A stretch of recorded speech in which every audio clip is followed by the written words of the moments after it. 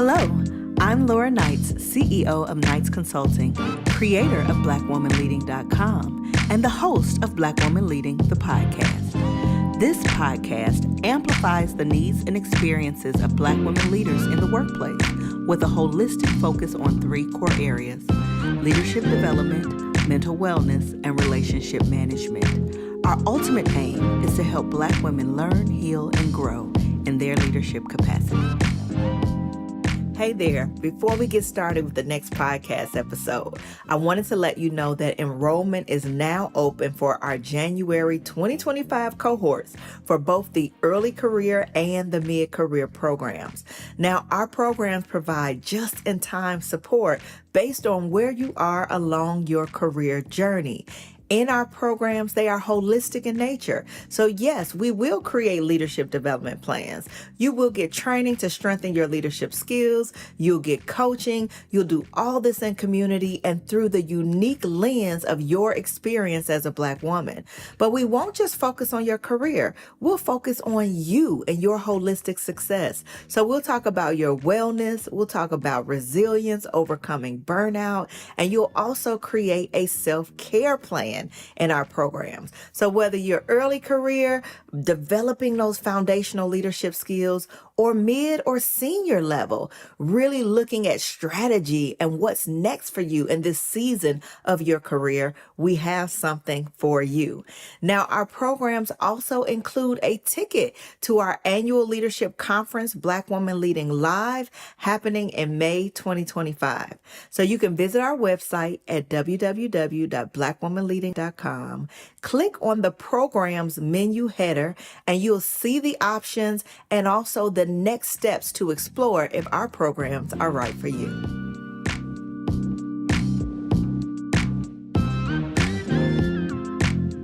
Welcome everyone. Excited about this episode.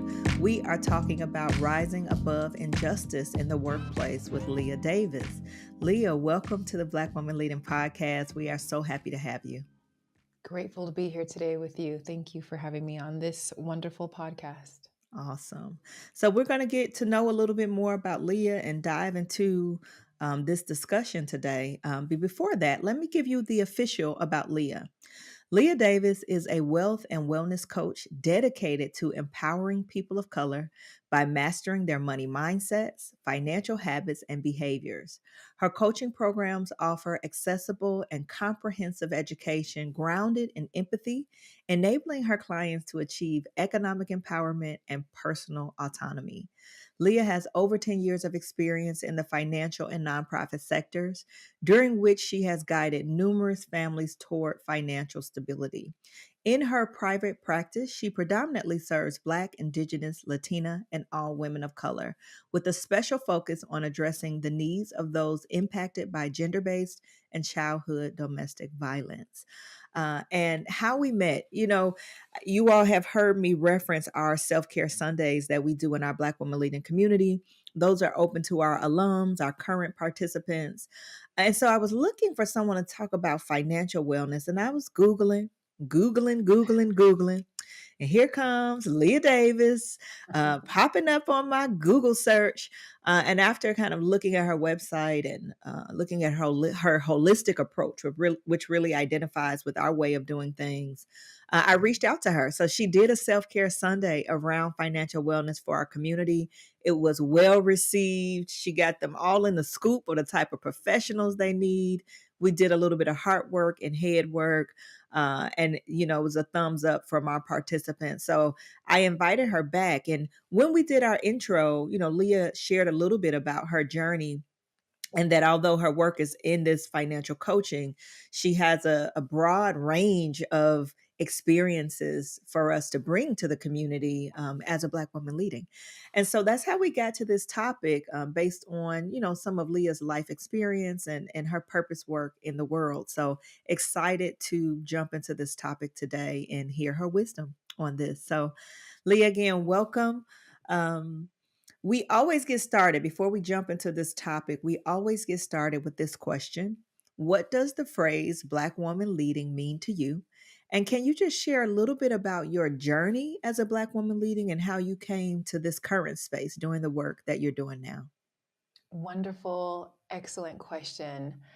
To me, a Black woman leading first starts with a woman leading in her self care and taking care of her mental, emotional, spiritual needs and physical. That is true leadership as a Black woman, so that we are showing that when we can take care of ourselves, we're able to take care of our families and our communities.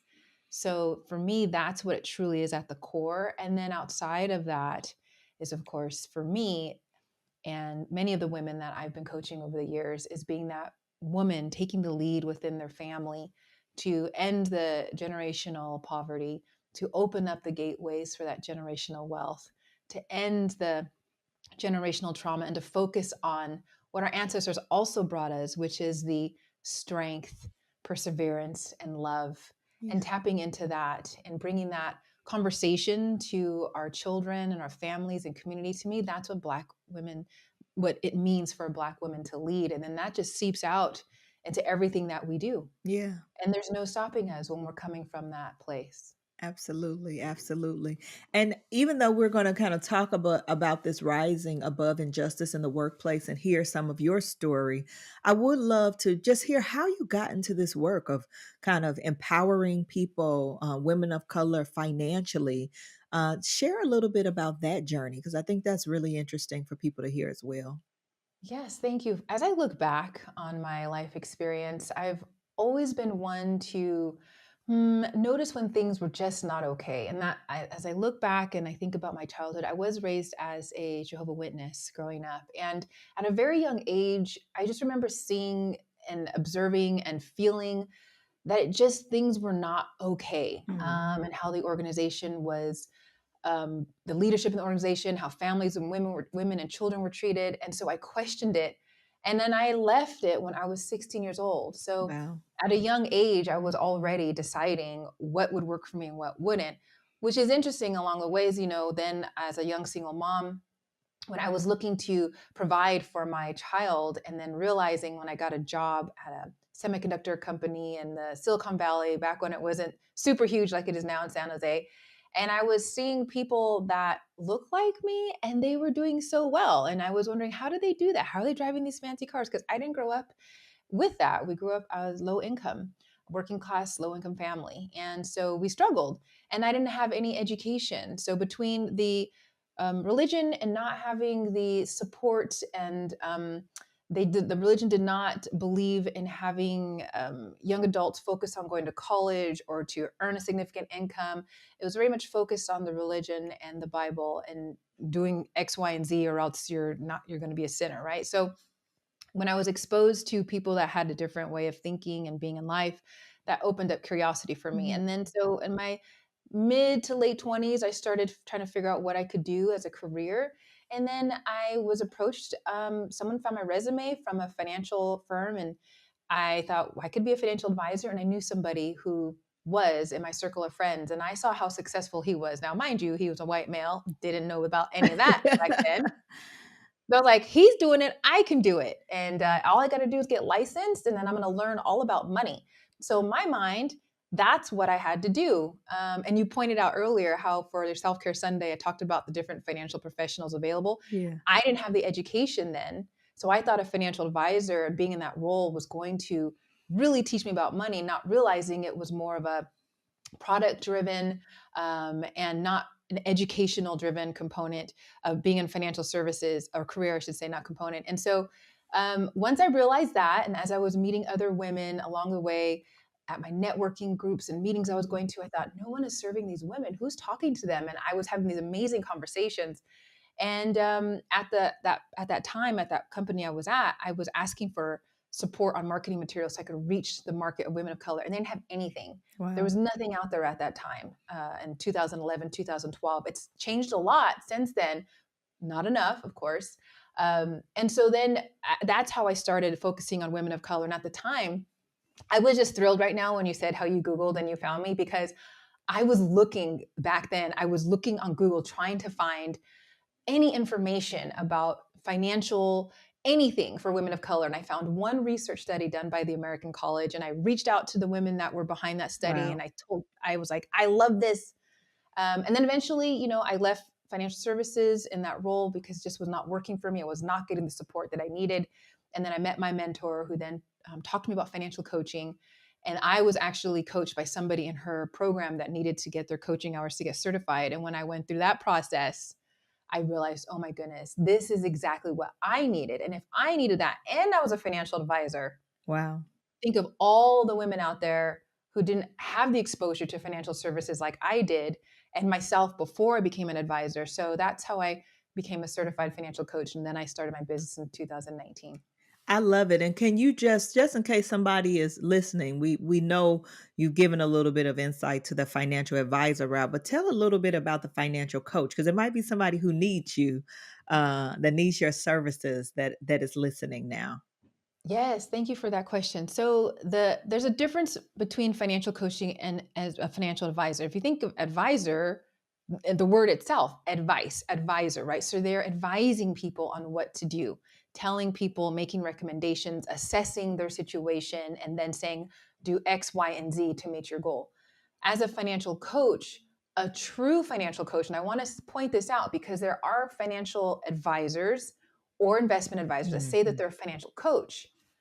So it's important to distinguish that when you are speaking to a true financial coach, we meet our clients where they are. Yeah. We don't tell our clients what to do.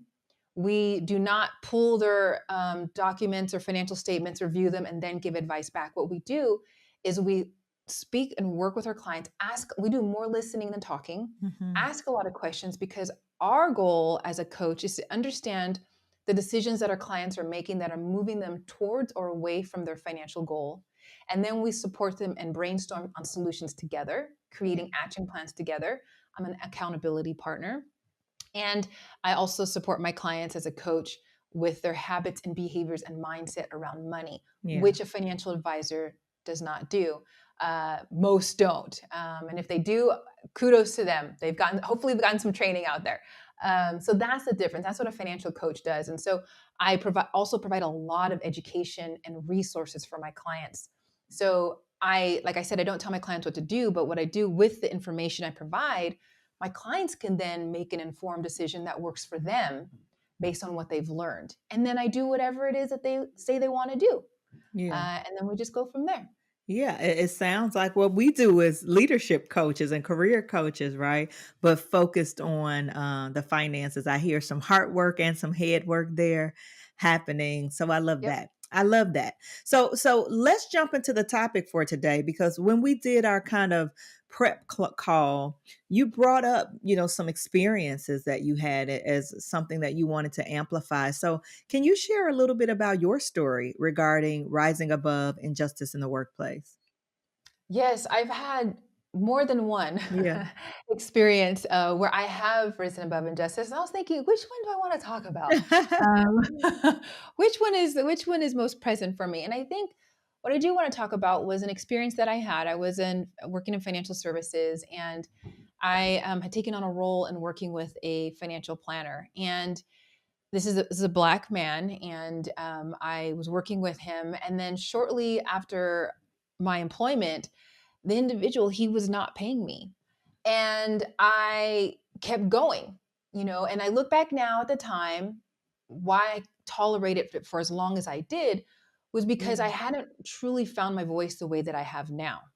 I needed to go through that experience. That was one of the experiences I need to go to get to where I'm at now, so I can really speak out against injustice if I've experienced it in the workplace. But back then, that was in around 2017, and eventually, it took several months Wow. that I finally took a stand and I notified the individual, and I went to the labor commissioner. And when that happened, I mean, and it's just amazing to me because, again, I said this person was a financial planner, so they knew what they were doing to me completely, Mhm. working in financial services, right? And so for myself, I look back at why I was putting myself in that position because I did not know my worth and I did not have the strength. It took me a little while to speak out against it. Yeah. Now, if I were ever to be in a situation like that, you better believe right out the gate, we're Yeah. going to have a conversation and I'm going to handle things. So what I did, eventually was that individual, once I did file with the labor commissioner, I experienced retaliation and I Wow. was immediately let go.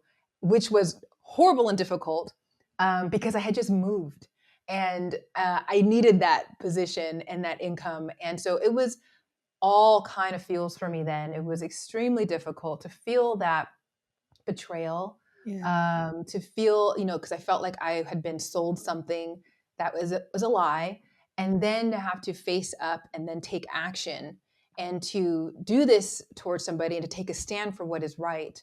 Eventually, that issue was settled. I mean, a judgment was made. I would recouped the unpaid wages, Wonderful. so that individual was held accountable for their actions. But during that process, it was a matter of having to show up, go have the meeting with the labor commissioner, provide all my documentation, and having this conversation with this individual in the same room as me. And that's one of the experiences I had where it is really difficult in sitting in a situation like that. And when you hear someone say things that are not true and completely Yeah. coming from a very self-centered place Yeah. and still wanting you to be quiet and to go away and to not do the right thing. It is really difficult to be in that situation. But thankfully at that time, I had, like I said, all the information that I needed, and I spoke with conviction, clearly stated my case, and my case was clear. And so like the judgment went in my favor, and it's resolved. I've moved on from it. Yeah. But that at that time, it was really difficult, especially in how it impacted myself, um, just personally, as a mother. Yeah. And the am I good enough, or just the shock of this, internally, of Yeah. having to navigate that, and then doing the paperwork on your own as well, and standing up for yourself. It can take a toll. Yeah. But thankfully I had the ability to have my own self-care. First and foremost, I had a support system, and I just kept doing the next right thing. Yeah, I love that, the next right thing, right? And we can think of injustice broadly. Yours is about them trying to rob you essentially, but we've think about our community, we can think about discrimination, we can think about the aggressions, we can think about, workplace bullying, all of these things that we've had to help our community navigate as well. And like you said, it takes a toll. It's not just about the money, or it's not just about the work stuff. So it requires some healing. So when you think about, and I know you said you've had other experiences as well, right? So when you think about your ability to overcome or to reclaim or discover your voice, what was that healing journey like to overcome this? You said if it happened again today, this wouldn't even have been a problem, right? There was some kind of growth, some type of transformation that you've gone through to get to that. So, what did that healing journey look like for you? For me, it starts with, in my experience, looking back at my childhood, as you mentioned, when you were reading when you're saying to the listeners about my experience and how I specialize in supporting those who've experienced gender-based violence or childhood domestic violence. I'm one of those women. So Yeah. I grew up in a home where I was exposed to domestic violence, and what I've learned and through my journey was that in that experience, I I didn't have a voice. And Mm, then when I was in the religion where I had to act, again, another oppressive situation with the religion, again, I didn't have a voice. And so I was taught to stay quiet when I was being mistreated. wow. So I was from a very young age. And so it was normal for me, to not say anything. Or if I did, it would come out very dysfunctional, more of a fight response, right? And so for my healing journey to navigate these type of situations was to first really do the deep work with a therapist and to understand how my childhood affected me. Then also to understand why I found myself in several relationships as an adult female where there was gender, intimate partner violence that I had experienced and that I subjected myself and my children to for a while, that I eventually got out of. So putting all of that together Yeah. and then noticing, well, wait a minute, I found myself in those relationships that also included getting into work relationships Mm, as well, because it's familiar. So not being aware and not seeing and knowing the red flags, and those red flags show up by my physical response in my body. yes.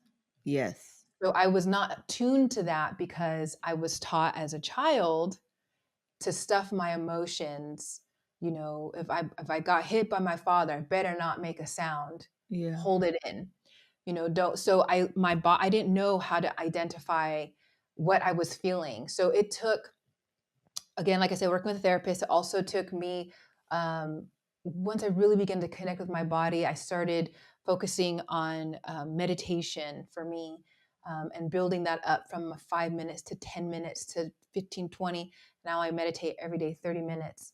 But that gave me the ability to connect with my body. So Yeah. now I'm able to identify, like, whoa, not safe, because I can know, I feel it in my body, and I don't ignore it. Yes. Yes. I love that. Thank you just for sharing the complexity of that, right? Because a lot of times, if we haven't had that, what I like to call that spirit pause moment to connect the dots, to see the patterns, we may not be connecting that we're continuing to have even abusive professional experiences, but that is rooted, like you said, in something that's familiar. Now, this is not a victim blaming or shaming or any of that, but it is, I think, a call to awareness, a call to exploration.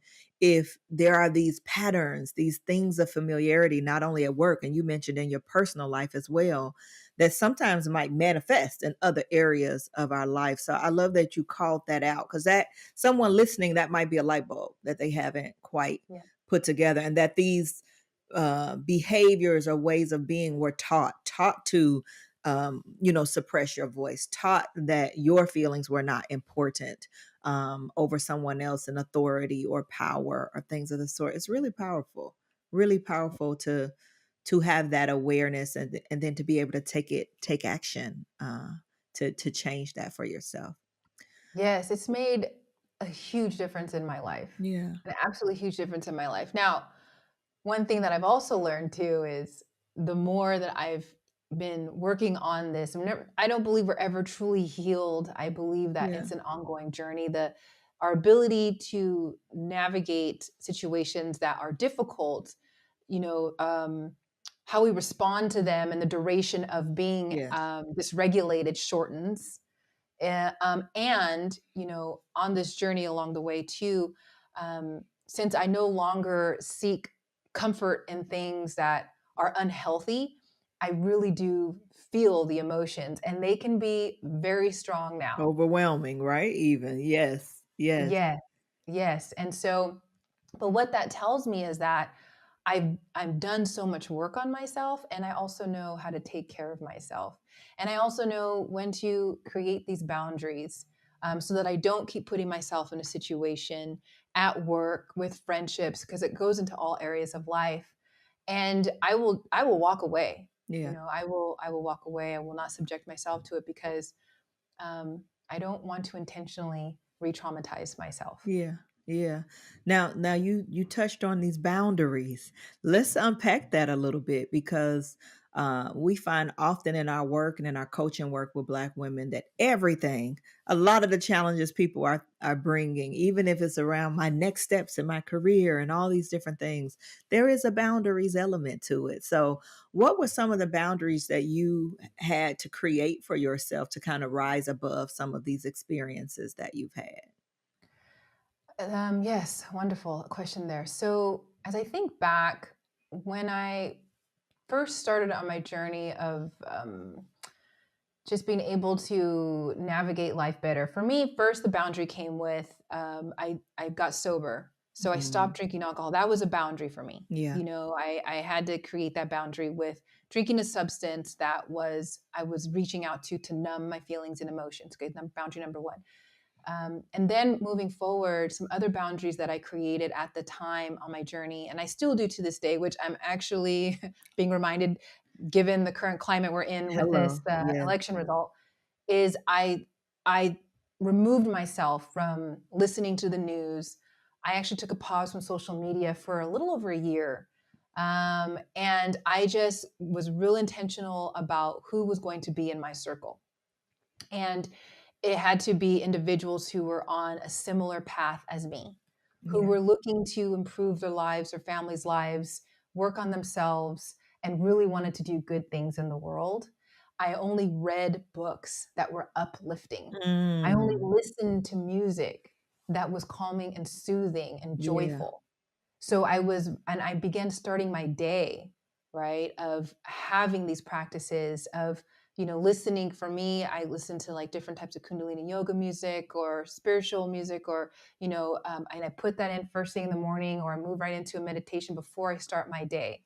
So it's really the boundaries begin with my just what I'm consuming. Yeah. So setting those boundaries and what I'm receiving.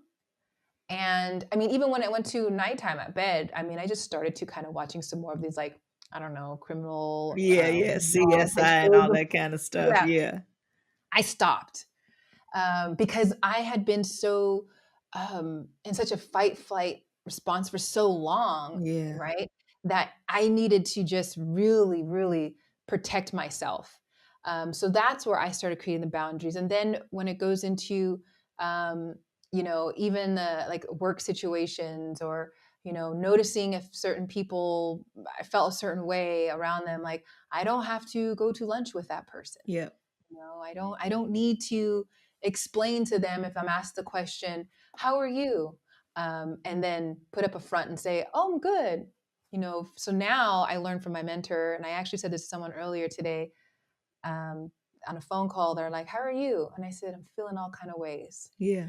I just all kind of ways, because that is creating the ability. That's me. That's a boundary that I'm setting. Yeah, I'm to not be going to cross truthful. that boundary. Yeah, to be truthful about it. Yeah. Yeah.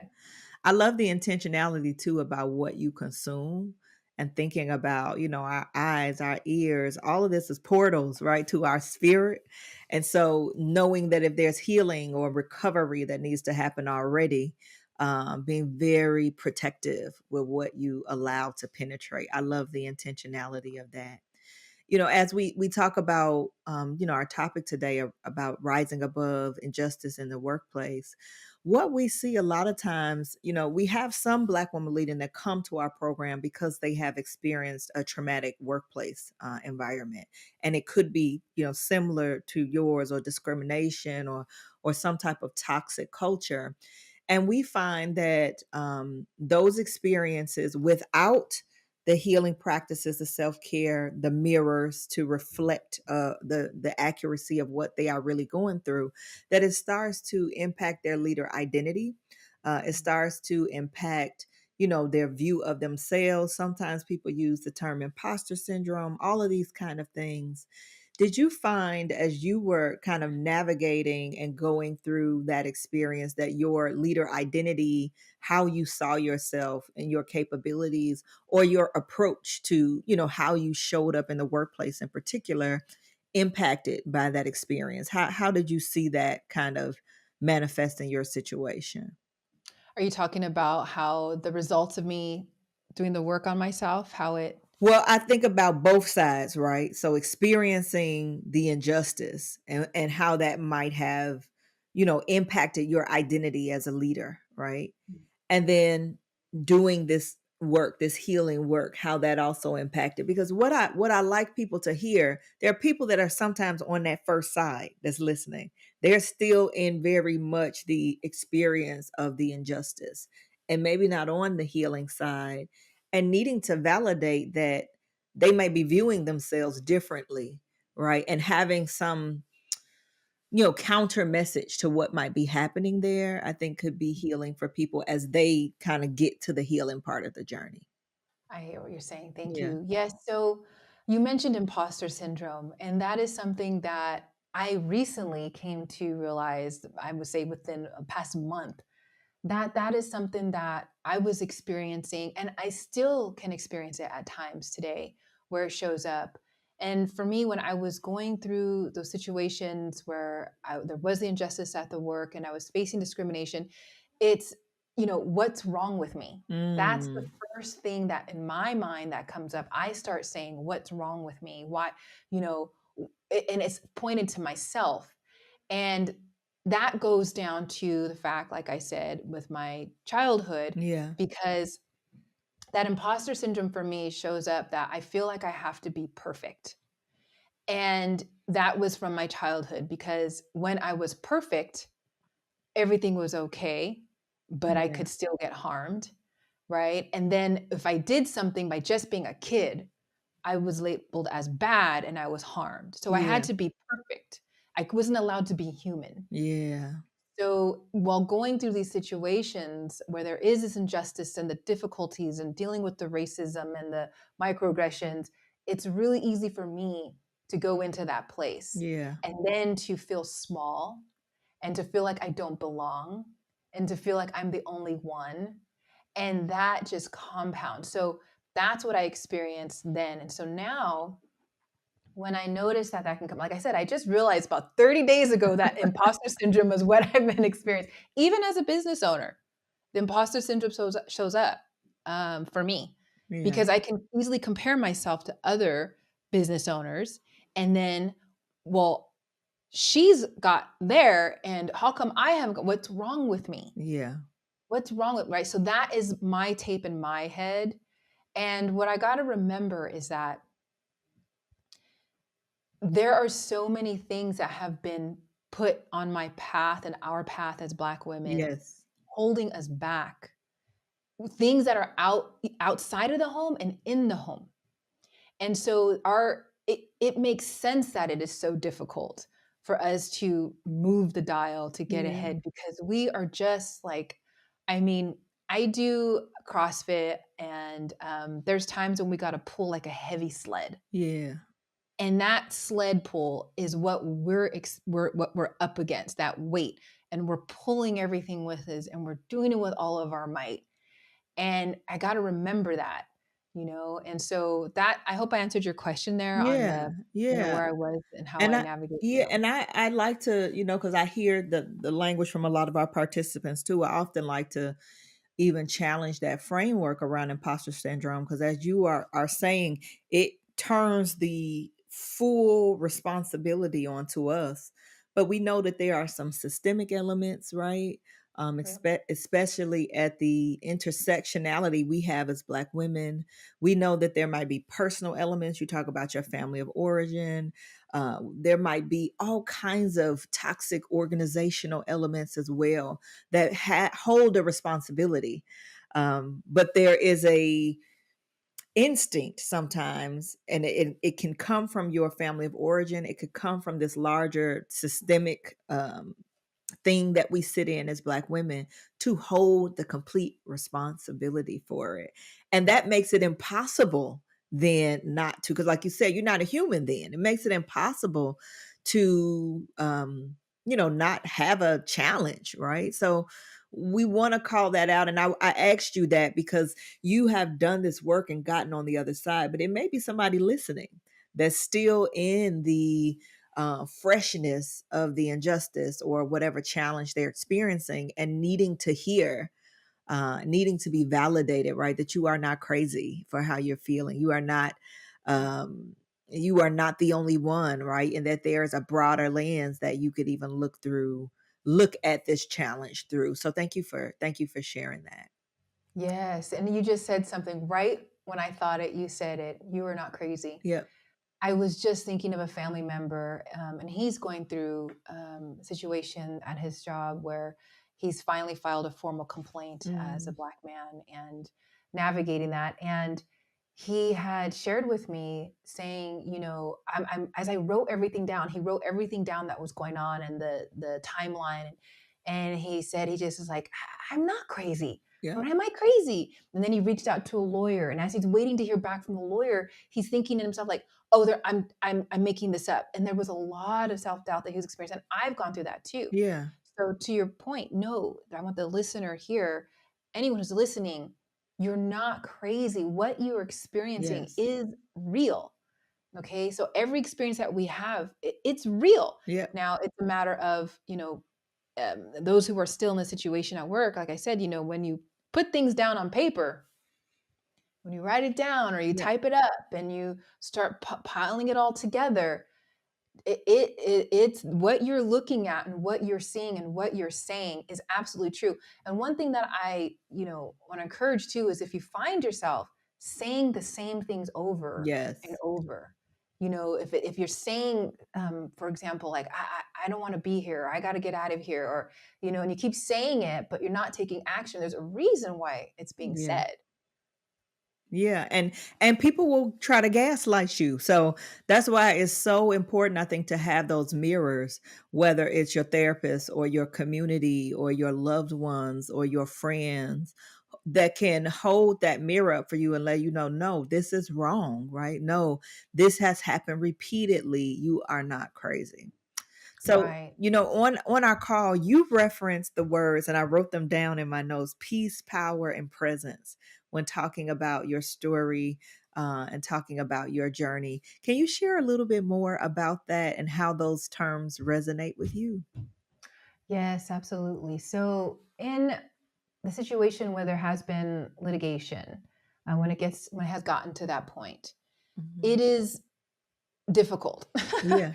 And for me, when I think of the word peace, as I was navigating it, and I'm currently dealing with something now, right, that involves litigation, but as being peaceful as possible towards the other individuals involved. And Mm. that takes a lot of work. And I'm not just talking about work on, it is about bringing the peace within yourself, but it's in being intentional about how to create the peaceful experience as much as possible. So for me, some of the things that I do and that I work with my clients on is, as hard as it is,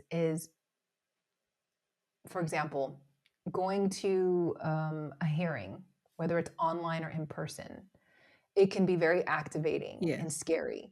But even sending a blessing to everyone involved, to the judge, to the court reporters, to everybody involved, and sending the energy of peace and being that peaceful energy, Yeah. doing the work to have peace as much as possible, um, in any regards when it comes to filing paperwork, writing statements. There's a lot of work to be done to go through it as peacefully as possible, Yeah. because ultimately the goal is to, for these systems and the people that are causing the harm, is they're disrupting. They want to disrupt the peace and cause pain. Yep. So we've got to be, and I've got to be, what I've learned, that peace, inner peace, is absolutely the number one priority, and that's that self-care. Yeah. The power comes from that peace. So because when we have peace, love is going to be present, Yeah. and love is more powerful than fear, Yes. right? So, and love is power.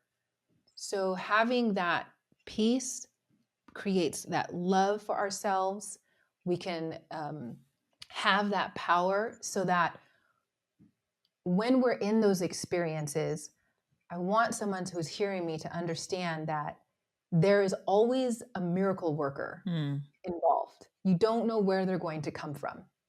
I've experienced it time and time again. And so Wow. when we have that peaceful power, the people who are there that are being called into the circumstance that we're in will recognize that. Wow. They will recognize it. And that's where the miracles occur. I'm just getting a little chill just talking Yeah, I about it, know. because It's powerful. it is, because that's where it just takes one person and there can be one decision and a miracle happens. So that's where that power comes in, why I am so adamant about how important it is to Yeah. have that peaceful power. And the presence part of it is when we are present to the experience. That means doing the work, being aware of what is going on, not running from it, Yeah. not trying to numb ourselves, hide from it, escape, all those things, right? But really being present. And being present means doing the work of um, mindfulness, Yeah. the spirituality component, raising our level of consciousness, right? Doing the work to take care of ourselves, doing everything possible to be present of what is happening right here, right now, Yeah. in each and every moment. Because when we're present, when we go into these situations, and when we're peaceful and we're powerful, when we are present, things slow down. Yeah. So I've been in those circumstances where I've been in courtrooms and I've been online and in person, and it's almost like you can hear a pin drop. Mm. And I'm very much aware of what is happening. I'm not frozen. I'm not tuning out. I'm very much aware. And that has helped me significantly with these situations that I've been in. Because again, it's almost like it's not almost, there is that shield of love and that cannot be denied. Mm, And that no matter how long that litigation takes, they're not fast sometimes. yeah. It could take years. Wow. But what ends up happening is, and what I believe, no matter what, the results that happen for it is miraculous, whether they're in your favor or not, because I'm be real, but what comes from it is absolutely amazing. And you never know what's going to occur for you in life because as a result of you doing this work and showing up in this way. Wow. And I love the way that you talk about this, right? Um, it feels like resistance, right? It feels like you said, this process is designed for you to lose, right? The people that you are going against are designed for it to lose, but you're coming to this with, like you said, this peace, this power, this present, which is actually a form of resistance. It feels kind of revolutionary in some ways as we think about the expansiveness of it, right? Given a really stressful environment or a very stressful situation that you're navigating. Thank you for sharing that. So let's say there's someone who's listening who is, in the thick of it with Yeah. facing some injustice in the workplace, speaking up about some injustice in the workplace, and they're knee deep in this thing right now. What advice would you give to them in this moment? Mm, I think in this moment, it would be to breathe and find your tribe. Yeah.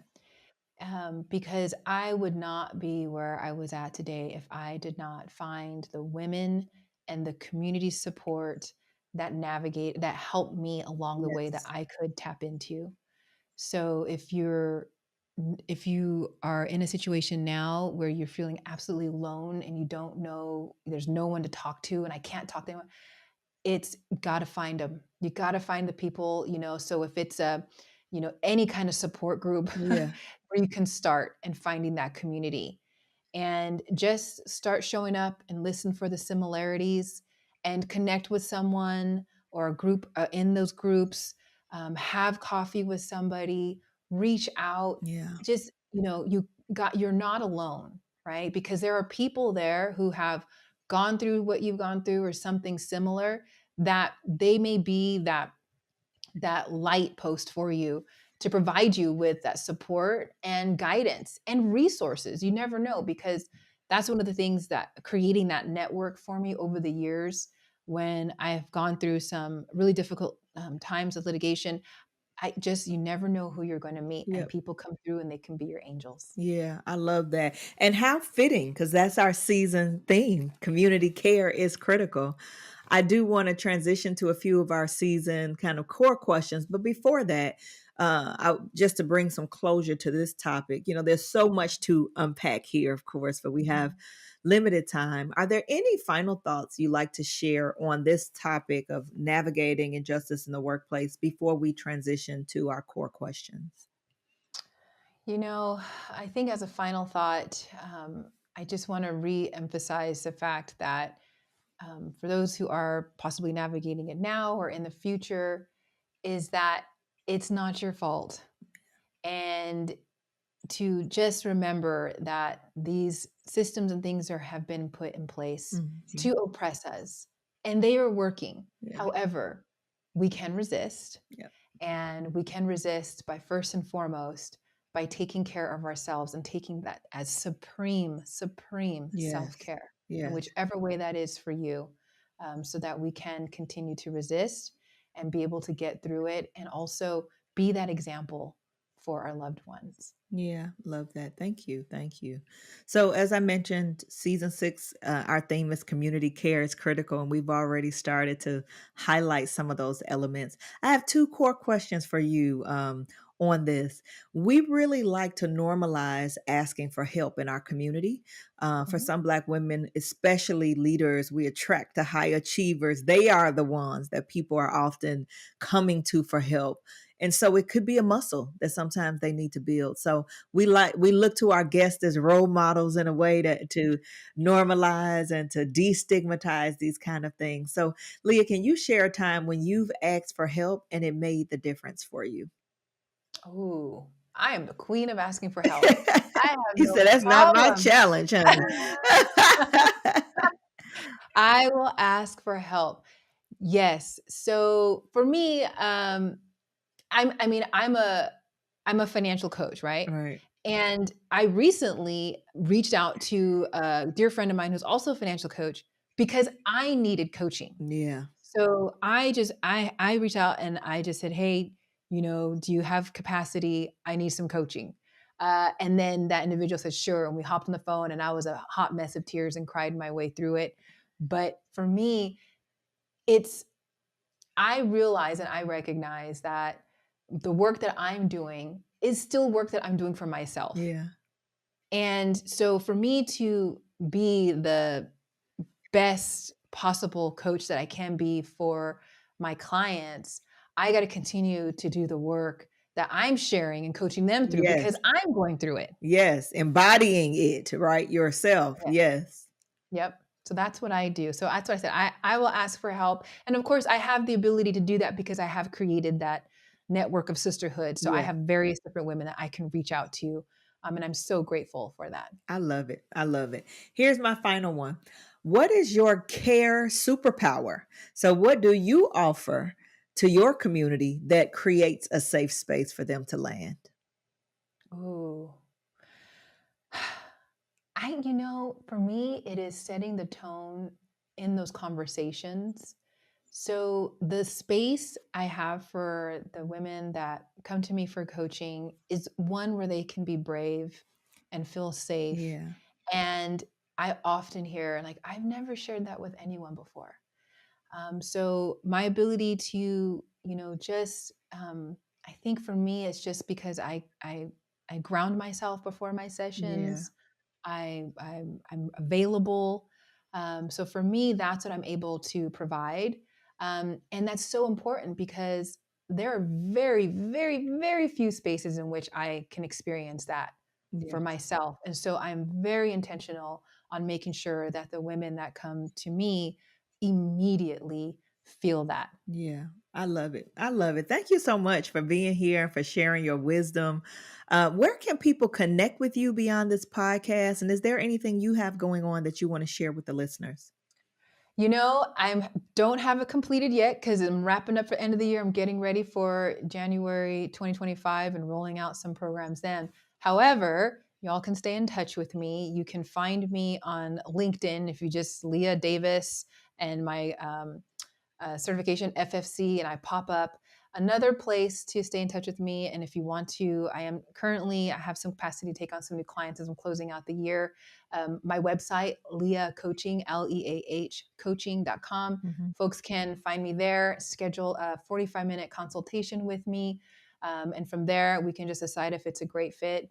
And then that's pretty much what I have going on. But also, if they do sign up for my newsletter, when they go to my website, they'll be able to stay in touch with me and see what I've got coming in January. So that's exciting. Wonderful. So make sure you all get on Leah's email list, connect with her on LinkedIn as well.